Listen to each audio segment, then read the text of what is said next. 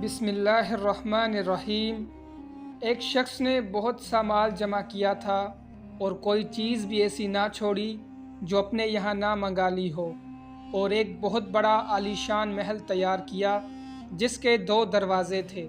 ان پر غلام و حافظ مقرر کیے اور مکان کی تیاری کی، بہت بڑی دعوت کی جس میں اپنے سب عزیز و احباب کو جمع کیا، اور ایک بڑے عالیشان تخت پر ایک ٹانگ کھڑی کر کے دوسری ٹانگ اس پر رکھے بیٹھا تھا۔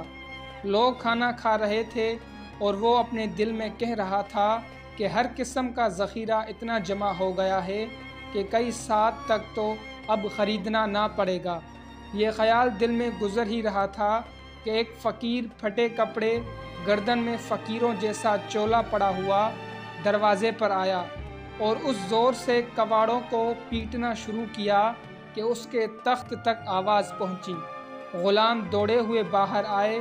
یہ کون نامعقول ہے؟ اس سے جا کر پوچھا کہ کیا بات ہے؟ اس فقیر نے کہا کہ اپنے سردار کو میرے پاس بھیج دو۔ غلاموں نے کہا کہ ہمارے آقا تجھ جیسے فقیر کے پاس آئیں گے۔ اس نے کہا ضرور آئیں گے، اس سے جا کر کہہ دو۔ وہ آقا کے پاس گئے اور اس سے قصہ سنایا۔ اس نے کہا تم نے اس کو مزہ نہ چکھایا؟ اتنے میں اس فقیر نے دوبارہ پہلے سے بھی زیادہ زور سے کواڑوں کو پیٹا، جس پر دربان دوڑے ہوئے پھر دروازے پر آئے تو اس فقیر نے کہا کہ اس اپنے آقا سے کہہ دو کہ میں ملک الموت ہوں۔ یہ سن کر ان کے ہوش اڑ گئے اور آقا سے جا کر کہا۔ اس پر بھی ہیبت طاری ہو گئی، بہت زیادہ عاجزی سے کہنے لگا کہ اس سے یہ کہہ دو کہ میرے فدیہ میں کسی دوسرے کو قبول کر لے۔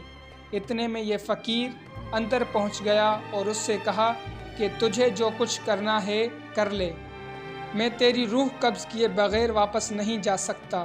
اس نے اپنا سب مال جمع کیا اور مال سے کہنے لگا کہ اللہ کی تجھ پر لعنت ہو کہ تو نے اور تیری مشغولی نے مجھے اپنے مولا کی عبادت کرنے سے روک دیا اور اتنا وقت نہ دیا کہ میں کسی وقت یکسوئی سے اللہ تعالی شانہ کو یاد کر لیتا۔ حق تعالی شانہ نے اپنی قدرت سے مال کو گویائی عطا کی۔ اس نے کہا مجھے لعنت کیوں کرتا ہے؟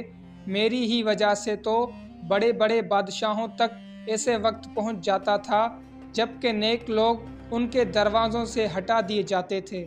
میری ہی وجہ سے تو نازک نازک عورتوں کی لذتیں حاصل کرتا تھا۔ میری ہی وجہ سے تو بادشاہوں کی طرح رہتا تھا۔